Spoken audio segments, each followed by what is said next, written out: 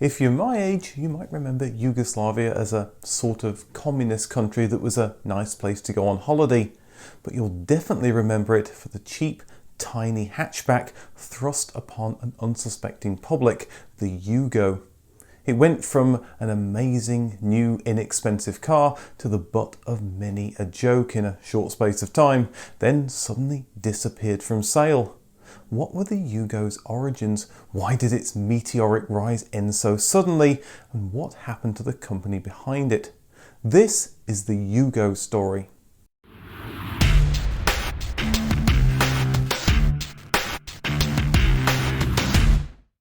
Yugoslavia was occupied by the fascist Axis powers during the Second World War, but from this came a vehement communist resistance.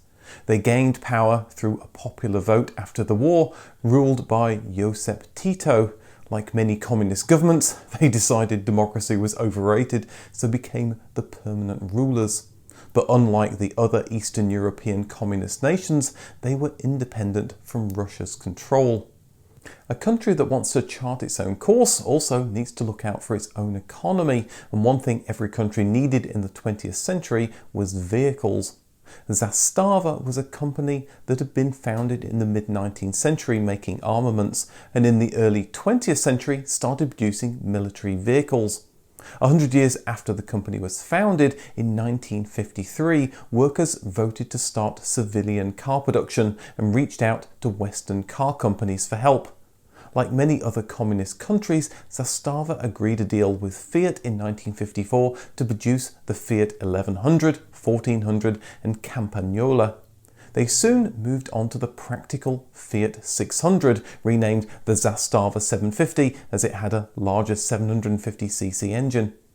Car production started slowly. Just over 1,000 cars left the factory in 1955, and 3 years later it wasn't much higher. But Zastava would export to other communist countries such as Poland. The Yugoslav economy blossomed. By the late 1960s, Zastava was producing around 50,000 cars a year. In 1971, Zastava introduced their own version of the Fiat 128, the Zastava 101. But where the Fiat 128 was a saloon or an estate, the Yugoslav version would be a practical 3 or 5 door hatchback. The larger 1.1 litre engine made it a better car to drive than the underpowered Zastava 750. The 101 sold well in Yugoslavia with independent rear suspension that coped well with challenging Eastern European roads. It would show up in Egypt and Poland. There were even rumours Fiat would sell it back in Italy. The 101 was a modern front-engined hatchback, beating Volkswagen's Golf and Fiat's own 128 coupe to the market. The plucky little 101 won its class in the 1973 Tour of Europe rally. But rallies are one thing, long-term daily use is quite another. The car quickly got the nickname Stojadin, both a male name but also close to Stoljada or 100 woes for its truly awful quality thanks to poor assembly. Quality on the 101 might not have been so bad that the wheels would fall off, but the wheels were falling off the Yugoslav economy. The oil crisis quadrupled the price of oil that Yugoslavia had to import. A series of disastrous economic errors by the government meant a buoyant economy had gone into recession. With the smaller 750 looking a bit long in the tooth, Zastava looked for a replacement. By this point, they felt confident enough designing a new front-wheel drive hatchback themselves, beginning in 1975. However, Zastava would lean heavily on Fiat to help them produce the new vehicle. The first prototype was ready by 1978, called the Zastava 102, and soon testing began in both Italy and Yugoslavia. As development progressed, the team evaluated their engine choices. The two candidates were an 848cc engine and the 1.1 litre engine from the Zastava 101. The smaller engine was abandoned as it was too weak, but the larger 1.1 litre engine was too expensive for the new entry-level car. In the end, Zastava decided to take the 900cc 44 horsepower engine from the Fiat 127, giving the small car adequate, if not compelling, performance. The 0 to 60 time was over 20 seconds. The new car, renamed the Yugo 45, was launched at the Belgrade Motor Show in October 1980, with deliveries promised just 2 months later. True to their word, by the end of the year, Yugos were being delivered to lucky Yugoslav customers. Zastava and the Yugoslav government had grander goals though. With Ladas and Škodas selling in Western European markets, they felt their new economical hatchback could more than compete and hopefully take away some sales from the Western competition. By 1983, the Yugo had arrived on British shores. It escaped the scathing reviews reserved for Ladas, but its main selling point was its low price, especially in an increasingly crowded Super Mini category. But all sales generated profit that helped Yugoslavia's struggling economy. That same year, Zastava presented the more powerful 54 horsepower 1.1 litre Yugo 55 at the Belgrade Motor Show. It featured an updated interior with velour seats, front headrests and a reversing light. The larger engine allowed the car to compete with Western competition with a 0 to 60 time around 16 seconds. Sales continued to increase and Zastava started exporting to countries around the world.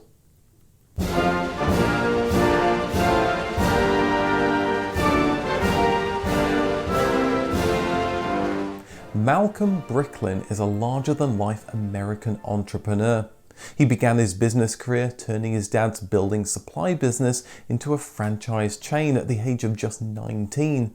He sold his interest in 1960 after dozens of lawsuits were filed on the company, shortly before the company's bankruptcy. By the mid-60s, he was in Japan looking for scooters for his new rental company. Fuji Heavy Industries had such a scooter, but Fuji were exiting the business. Bricklin's eye fell on their tiny Subaru 360 that looked like a Fiat 500 had rear-ended a Volkswagen Beetle. He realised that at £900, many of the rules for US cars didn't apply to it, meaning he could import the car into the US pretty much as is, selling the small car as a cheap alternative to Detroit's land yachts. Bricklin founded Subaru of America, and both the 360 and the FF1 Star appeared on American shores. The company went public, and Bricklin became a very rich man. For his next venture, he decided to build his own car, the SV1 or Safety Vehicle 1. It used innovative plastic bodywork and dramatic gull-wing doors.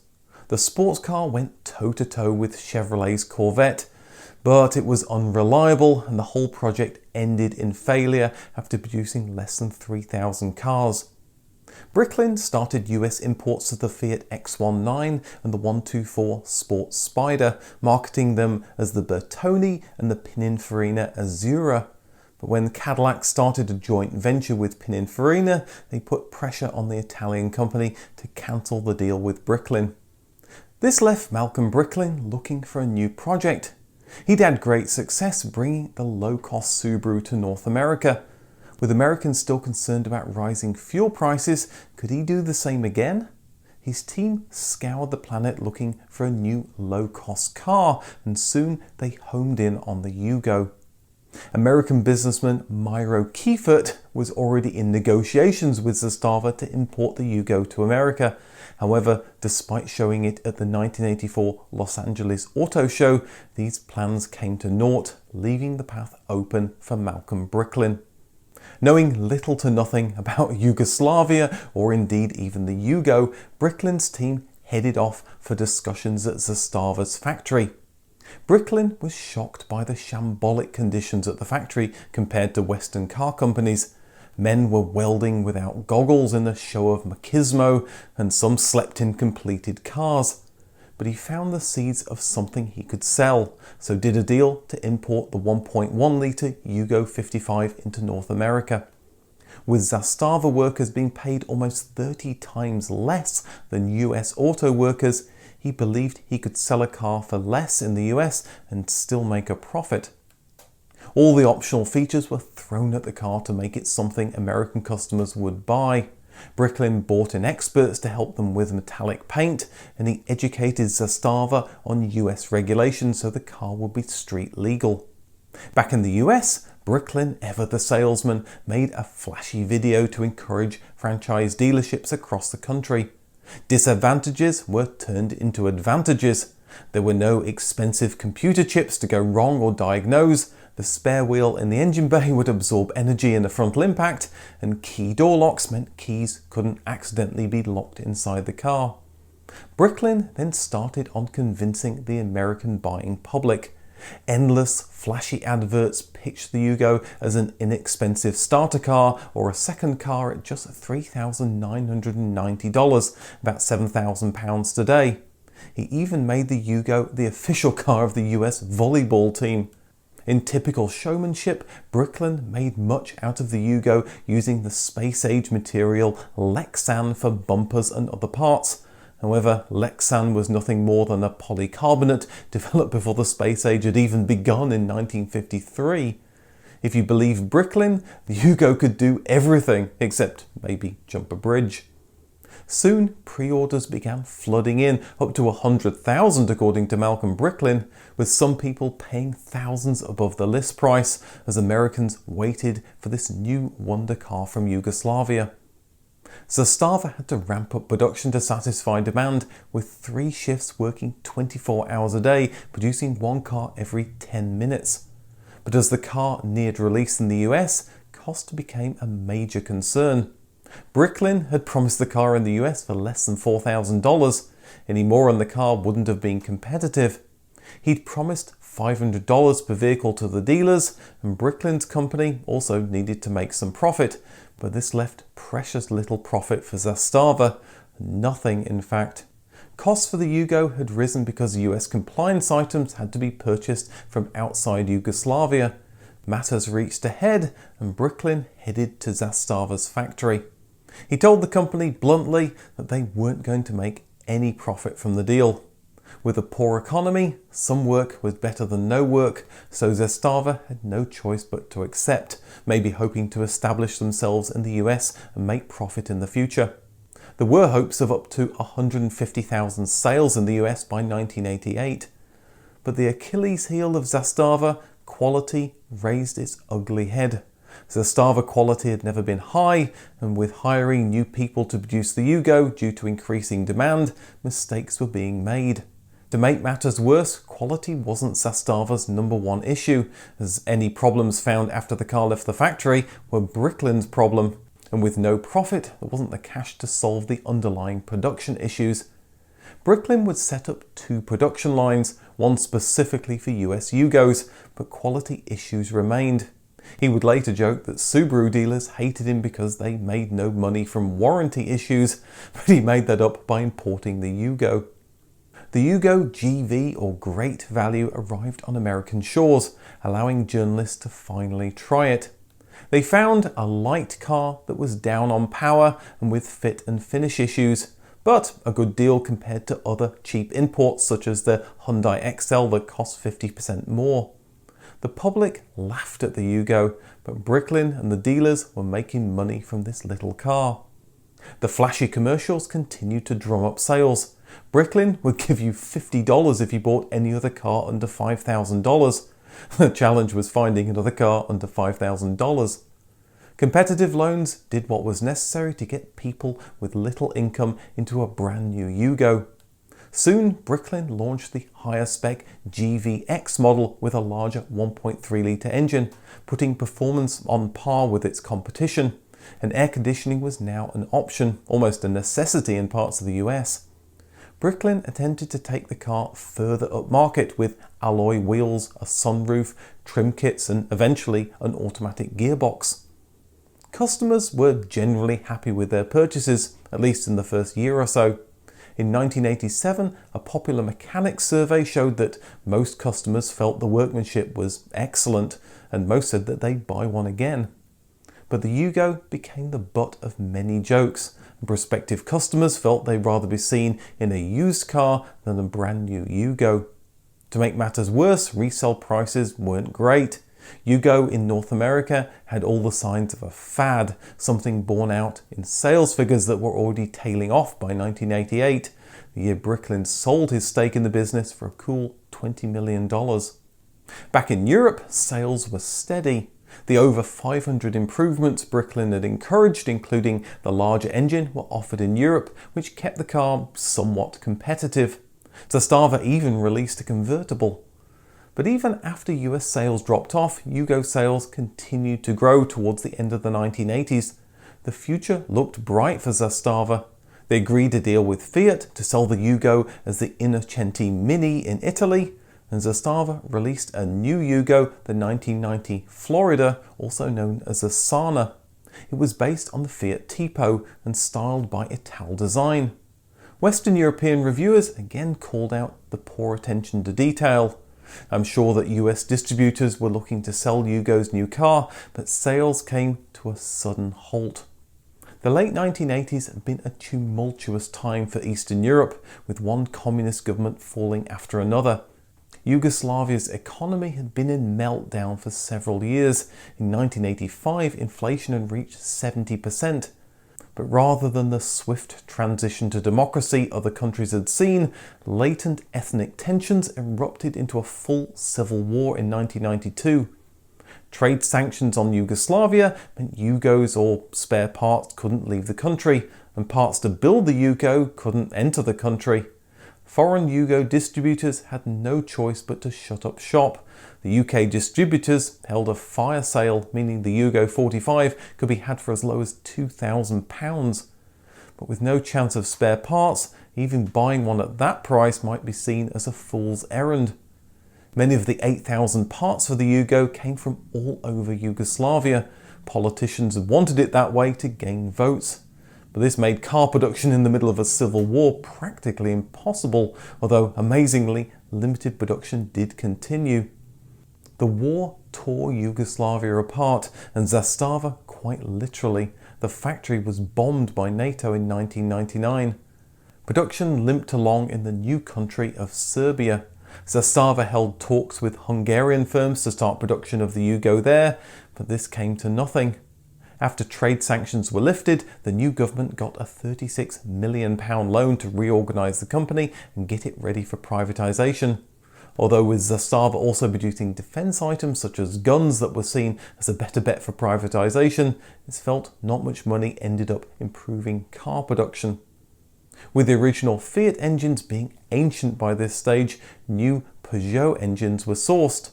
Zastava hoped to breathe new life into the Yugo with an electric version in 2002, plus an updated body that they showed at the Belgrade Motor Show. But these versions never saw the light of day, and with these cars being so out of date, all hopes of exporting Yugos seemed to have died. Or had they? Malcolm Bricklin appeared on the scene again, proposing to sell the Yugo once more in the USA, under the cunning name of the Zastava Motor Works, or ZMW as Americans would say. Understandably, BMW took a very dim view to that name. It was all academic though, as Bricklin's grand plans failed to materialise. This was a dire time for Zastava. They were doing what they could with outdated tooling and little funding. Half the factory was an abandoned, bombed-out shell. Audi were making cars in Hungary, Dacia was thriving thanks to Renault. Without the deal, the factory would close, and with it, the surrounding economy. In 2005, though, a deal was done to produce the Fiat Punto as the Zastava 10. But sales never met Zastava's projections, leading the venerable company, with roots going back to 1853, to declare bankruptcy in 2008. With it, production of the Yugo 45 ended after producing almost 800,000 cars, 250,000 of which were exported. Zastava's assets were purchased by Fiat, who poured money into the factory to modernise it, reopening it in 2012.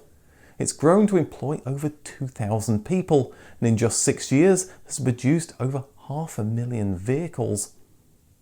Yugo made Time's 50 worst cars of all time, and it's been voted as the worst car of the millennium, but that's an unfair assessment.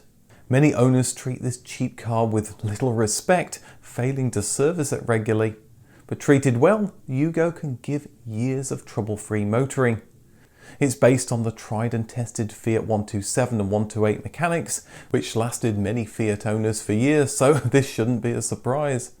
Yugos can still be seen on the roads of former Yugoslavia, a testament to the macho welders who didn't need goggles and occasionally slept in their completed vehicles, but who worked hard to produce a plucky little car that allowed many to afford their first brand new car. If you want to see a great documentary from the mid-2000s when Zastava faced oblivion, there's a link above and in the description. Bricklin's SV1 didn't have a cigarette lighter because he believed that it was dangerous to smoke while driving. Smoking was a way of life in Yugoslavia, so the Yugo not only had a cigarette lighter, but 2 ashtrays. Zastava might have made a lot of cars, but they weren't the only game in town. In 1985, they made around 40,000 cars, but this was only 17% of the cars made in Yugoslavia that included Renaults, Volkswagens, Opels and Citroens. Well, that was my take on the Yugo story. I'd love to see what Steve Martin's take was.